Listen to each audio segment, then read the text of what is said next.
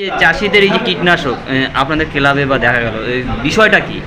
বিষয়টা হচ্ছে বৃষ্টির কিছুক্ষণ আগে হ্যাঁ, এক ভ্যান মাল নিয়ে এসে ক্লাবের সামনে রাখে। কে রাখে এটা? ওই যে বাপ্পা বলে একটা শম্ভু পাল হচ্ছে, ভালো না বাপ্পার ডাক নাম, ও নিয়ে এসে রাখে ক্লাবের সামনে। এবার আমাকে দিয়ে ফোন করে যে মালগুলো এখানে রাখলাম, তাহলে কি করা যায়। ঠিক আছে, আমি বললাম তাহলে বৃষ্টি চলে এসছে, তাহলে মালগুলোকে ভেতরে ঢুকিয়ে দেওয়া। বৃষ্টি থাকবে, এখন বৃষ্টি লেগেও রয়েছে, সব ভিজে উঠছে মাল।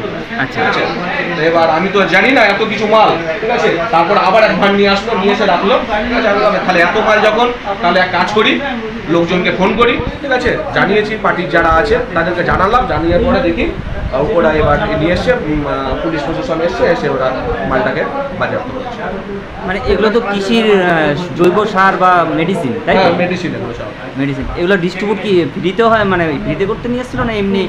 না, এখন কি করে জানবো, ওটা ওদের বাড়িতে ছিল, হয়তো ছাপ্পা পড়বে এই ভয়ে ও মার বাড়ি থেকে মাল পাচার করছে। মানে এই মালগুলো ওয়ার্ড মেম্বারের বাড়িতে ছিল? হ্যাঁ, এগুলো ওয়ার্ড মেম্বারের বাড়িতে ছিল। এগুলো এসছে হয়তো 4 মাস 5 মাস কি 6 মাস কি 1 বছর আগে এসছে। এখন কবে এসছে কি করে জানবো?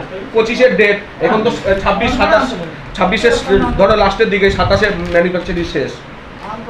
আমার নাম স্বপন পাল। এগুলো ছিল আমাদের ওয়ার্ডের যে সদস্য মিনিটি রায়, তার বাড়িতে ছিল।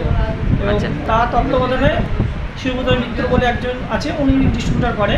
উনি ফোন করে বললে এই মালপাটা আছে, নিয়ে যাও তোমাদের আমাদের পাড়া কৃষি পাড়া, এটা আমাদের কৃষি পাড়া, এই পাড়ায় নিয়ে গিয়ে এই ক্লাবের ওখানে নিয়ে যাও, নিয়ে গিয়ে সমস্ত চাষিকে বিতরণ করে দেওয়া। এবার এত মাল আমি নিয়ে এসেছি, ক্লাবের সামনে এনে রেখেছি, এবং নিয়ে আমি আমাদের ক্লাবের যে সভাপতি সেক্রেটারিকে ফোন করলাম যে এই ব্যাপার, এই মাল আছে, কি করবো।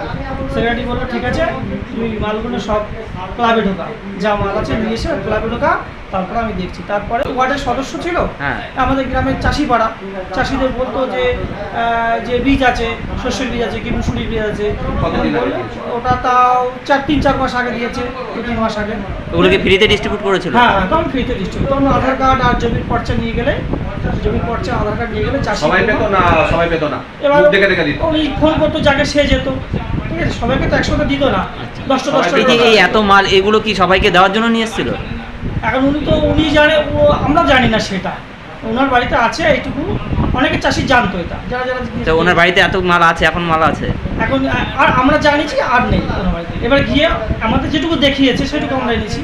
ঠিক আছে, আমরা যেটুকু ভ্যানে তুলে দিয়েছে আমরা সেটুকু আমরা বলছি এই মাল কটা আছে, এই ব্যাপারে তোমরা ভ্যানে করে নিয়ে চলে চাষিদের দিতে বলেছে। চাষিদের দিয়ে তোমাদের পাড়া কৃষি পাড়া, চাষি পাড়া, তোমাদের পাড়া নিয়ে যাও, তা ক্লাবের সামনে এসে নিয়ে আসতে হবে। ঠিক আছে, আপনার নাম? আমার সম্ভব।